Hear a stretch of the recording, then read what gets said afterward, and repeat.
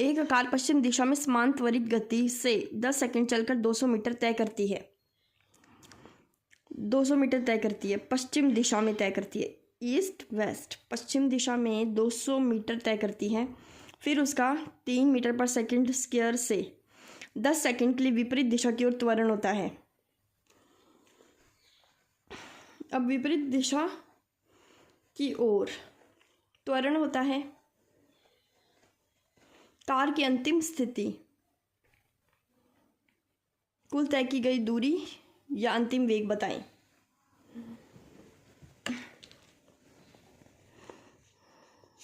अब इसमें क्वेश्चन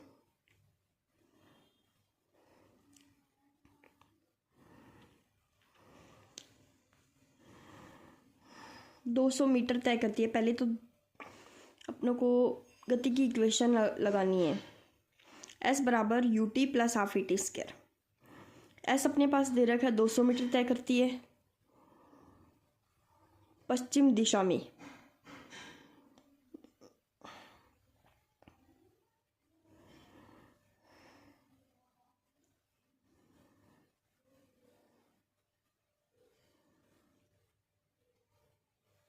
ऐसे क्या है, दूरी नहीं है, विस्थापन है। एक दिशा में तय कर रही है 200 मीटर।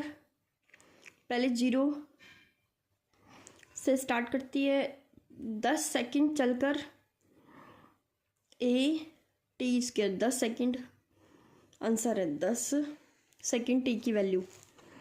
ये लगाने के बाद अपने पास आ जाएगा A1। फिर उसका 3 मीटर पर सेकंड स्क्वायर से 10 सेकंड के लिए विपरीत दिशा की ओर त्वरण होता है। वेग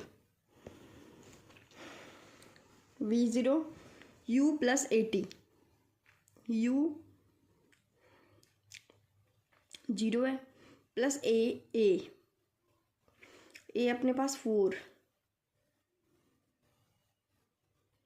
इसलिए क्योंकि ये अपने पास पहले 4 है A1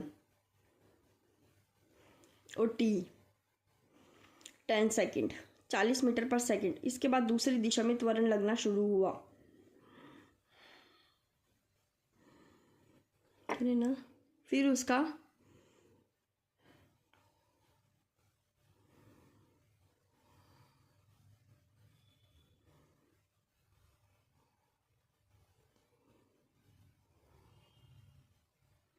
पहले वो 10 सेकंड चलती है तो उसका वेग भी निकाला है 10 सेकंड तक वेग त्वरण। फिर वेग U प्लस AT।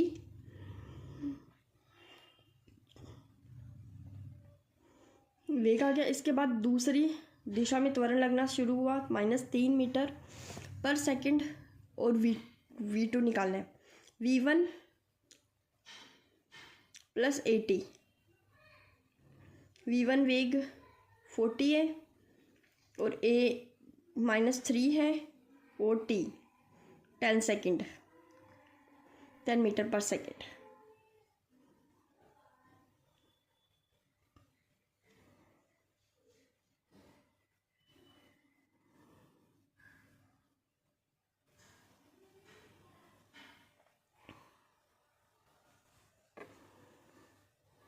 ये क्वेश्चन ना अपने बाद में कर लेंगे, इतना बड़ा क्वेश्चन तो आता भी नहीं है तो इजी पर देख लेंगे। और मुक्त पतन क्या होता है? Free fall. जब कोई वस्तु नीचे की ओर इजीली गिरती है तो वस्तु का मुक्त पतन कहते हैं। यदि धरती की सतह से थोड़ी ऊंचाई पर से कोई वस्तु छोड़ दी जाए तो वह पृथ्वी की ओर गुरुत्व बल के कारण त्वरित होती है।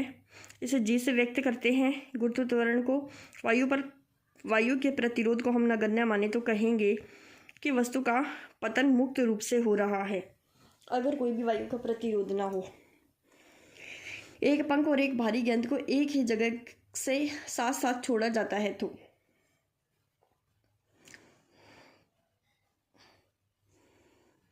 क्या होता है? वायु का प्रतिरोध मौजूद है तो गेंद धरती पर पहले पहुंचेगी। वायु का प्रतिरोध नगण्य है तो पंख और गेंद दोनों ही धरती पर समान समय में पहुंचेंगे क्योंकि दोनों का त्वरण और आरंभिक वेग बराबर है। कि अपनों ने बोला था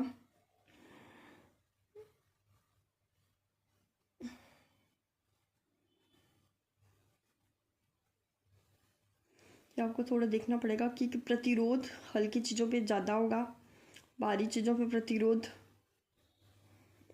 कम होगा।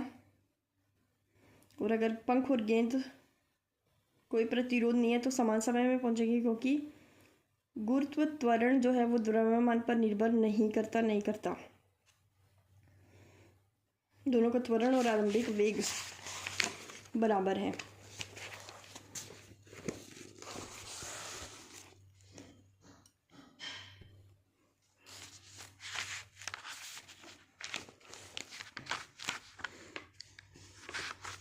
यदि कोई वस्तु ऊर्ध्वाधर दिशा में फेंकी या गिराई जाती है तो उस पर भी समान त्वरित गति के समीकरण लागू होंगे। ऊर्ध्वाधर दिशा में यानी कि इस तरह से ऊर्ध्वाधर दिशा होती है, ये होती है हॉरिजॉन्टल, ये होती है ऊर्ध्वाधर, यानी ऊपर से नीचे फेंकी जाती है तो उस पर भी समान त्वरित गति के समीकरण लागू होंगे। क्योंकि ये जो गति के 3 समीकरण थे, पहला समीकरण v equals to U plus A T, दूसरा एस बराबर U T plus half A T square और v equals to U plus A T, ये 3 समीकरण समान त्वरित गति के लागू होंगे, क्योंकि त्वरण नियत होगा ऊपर से गिरने पर। क्योंकि हम ये देखते हैं ऊपर से गिरने पर त्वरण g लगभग 9.8 10 मीटर पर सेकेंड स्क्वायर होता है और इसको समान त्वरित गति में गिना जाता है। तो गति के सारे समीकरण इस पर लागू होंगे। यदि गेंद छत से ऊपर की ओर ऐसे से फेंकी जाए तो धरती तक पहुंचने में कितना समय लगेगा। इस तरह से क्वेश्चन है।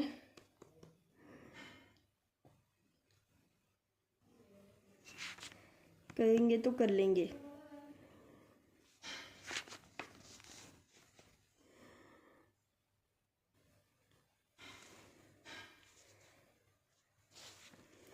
गैलीलियो का विषम अंक संबंधित नियम। विरामावस्था से गिरती हुई या समान त्वरित होती हुई किसी वस्तु द्वारा समान समांतरालों में चली गई दूरियां एक दूसरे से उसी अनुपात में होती है जिस अनुपात में एक से प्रारंभ होने वाली विषम संख्याएं। विरामावस्था से गिरती हुई या समान त्वरित होती हुई किसी वस्तु द्वारा समान समय अंतरालों में चली गई दूरियां एक दूसरे से उसी अनुपात में होती है जिस अनुपात में एक से प्रारंभ होने वाली विषम संख्याएं। ये है तो बस पढ़ना है विषम संख्याएं। कुल पथ लंबाई कभी समय के साथ घट नहीं सकती। एक ही समय पर वस्तु की 2 भिन्न स्थितियां संभव नहीं, क्योंकि एक ही समय पर एक वस्तु अलग अलग जगह नहीं हो सकती, इसलिए भिन्न स्थितियां संभव नहीं। उपरोक्त कारण ही चाल कभी ऋणात्मक नहीं होती।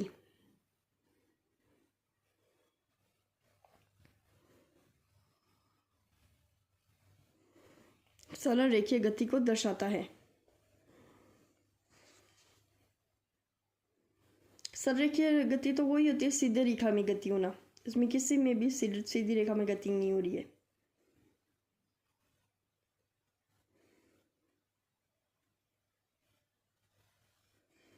कि इतने हार्ड क्वेश्चन नहीं आते। न्यूटन की गति के नियम। वस्तुओं की गति को नियंत्रित करने वाले नियम सबसे पहले सर आइजैक न्यूटन ने स्थापित किए थे। न्यूटन के गति के नियम, गति को नियंत्रित करने वाले नियम सबसे पहले आइजैक न्यूटन ने स्थापित किए थे। वैज्ञानिक गैलीलियो ने 17वीं शताब्दी में न्यूटन के नियमों के संबंध में कुछ प्रयोग किए थे जिससे न्यूटन के नियमों की आधारशिला बनी।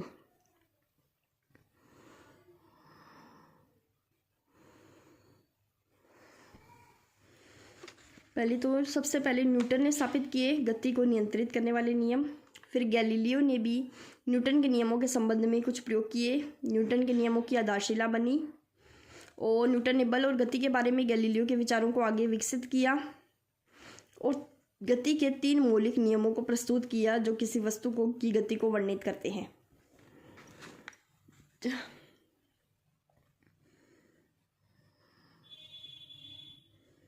ये न्यूटन की गति के 3 नियम होते हैं बस। इन नियमों में हम बल की यथार्थ परिभाषा मिलती है और इन नियमों को न्यूटन की गति के नियमों से जाना जाता है। बल की परिभाषा मिलती है, पहला नियम, दूसरा नियम, तीसरा नियम। पहला नियम होता है जड़त्व का नियम, दूसरा संवेग की धारणा का नियम, क्रिया प्रतिक्रिया का नियम। ठीक है, पहला नियम जो है वो जड़त्व का नियम है, गति का पहला नियम। स्थिर है तो स्थिर रहेगी,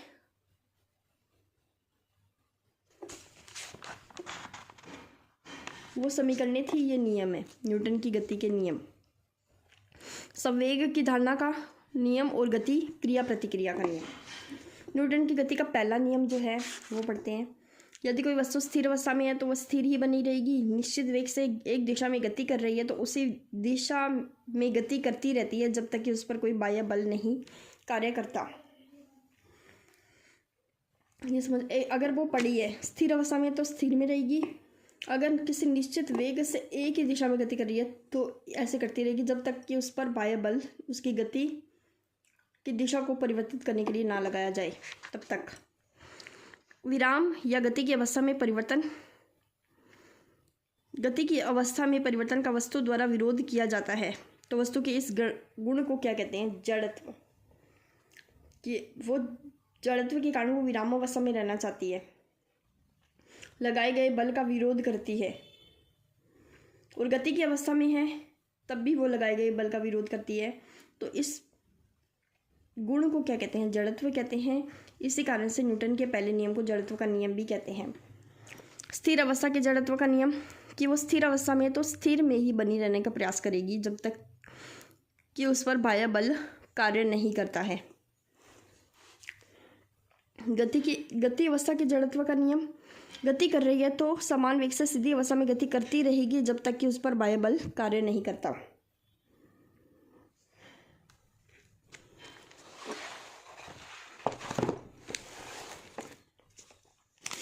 जड़त्व के नियम के उदाहरण,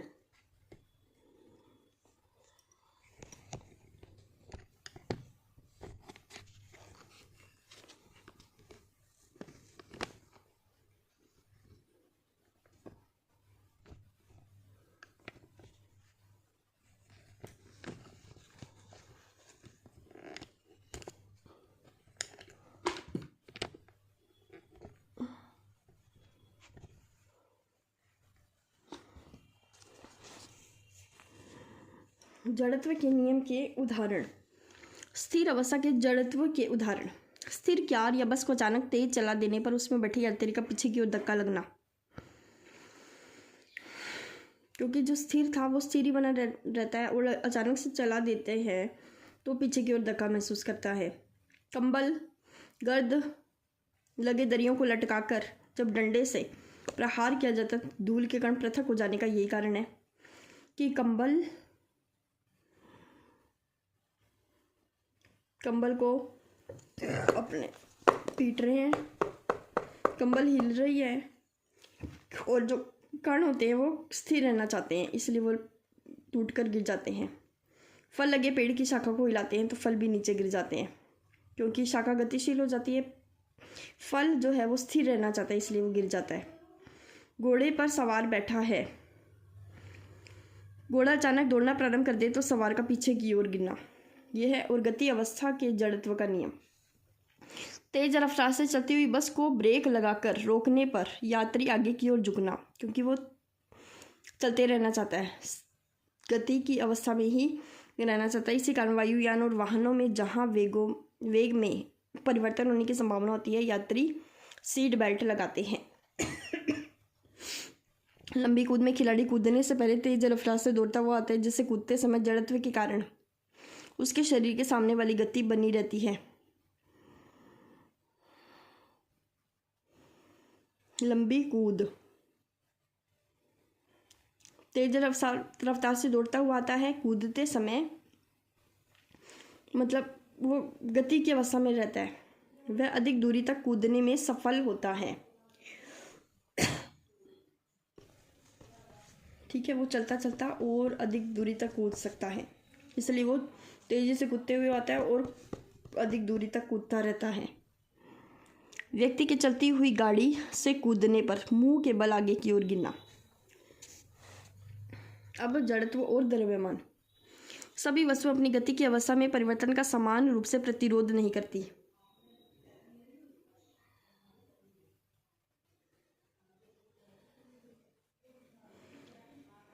वस्तु की अवस्था में परिवर्तन का प्रतिरोध वस्तु के द्रव्यमान पर निर्भर करता है।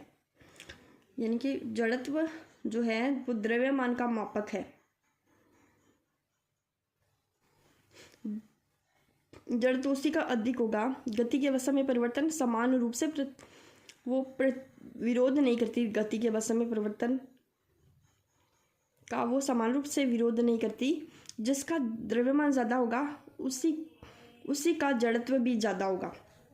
वस्तु का द्रव्यमान जड़त्व के समानुपाती होता है। जड़त्व द्रव्यमान के समानुपाती होती है। द्रव्यमान अधिक हो जड़त्व अधिक, द्रव्यमान कम तो जड़त्व कम। द्रव्यमान जड़त्व की माप होता है। न्यूटन की गति का दूसरा नियम। किसी गतिशील वस्तु के लिए न्यूटन के द्वितीय नियम को निम्नानुसार व्यक्त करते हैं।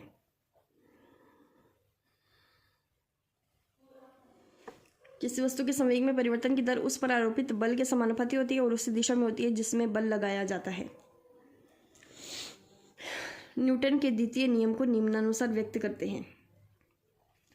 किसी वस्तु के संवेग के परिवर्तन की दर आरोपित बल के समानुपाती होती है। संवेग dp/dt, जैसे बताया था संवेग में परिवर्तन dp लगा देना, p होता है संवेग, आगे d लगा देना। संवेग में परिवर्तन की दर अपॉन dt लगाना। तो संवेग में परिवर्तन की दर आरोपित बल के समानुपाती dp/dt किसके समानुपाती होती है? f के, और उसी दिशा में होती है जिसमें बल लगाया जाता है। यह है उसका दूसरा नियम। न्यूटन ने अपने द्वितीय नियम के कथन से संवेग की धारणा को प्रस्तुत किया। अब संवेग क्या है? गति करती हुई द्रव्यमान और वेग के गुणनफल को संवेग कहते हैं। संवेग एक सदिश राशि होती है। किलोमीटर मीटर पर सेकंड है।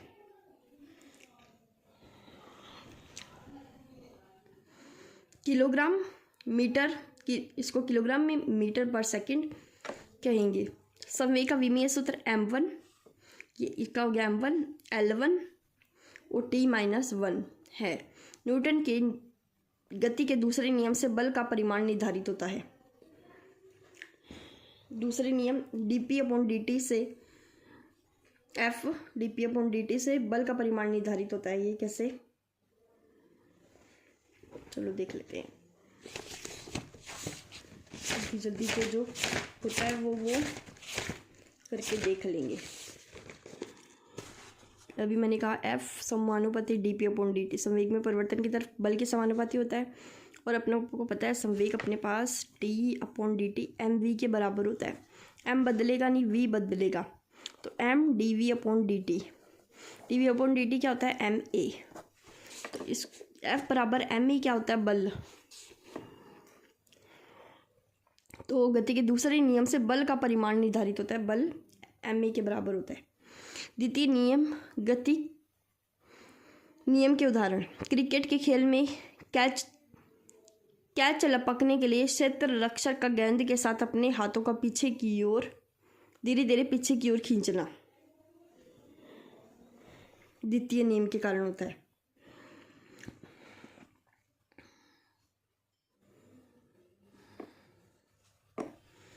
किसी वस्तु पर लगने वाला बल या बल लगने के समय अंतराल के गुणनफल को आवेग कहते हैं। आवेग संवेग एक सदिश राशि होती है और आवेग भी एक सदिश राशि होती है। इसे जे से प्रदर्शित करते हैं। आवेग बल के संपूर्ण प्रभाव का मापन है। वस्तु पर लगने वाला बल और बल लगने के समय अंतराल के गुणनफल को, बल और समय अंतराल दोनों के गुणनफल को आवेग कहते हैं। इसे अपने जे से प्रदर्शित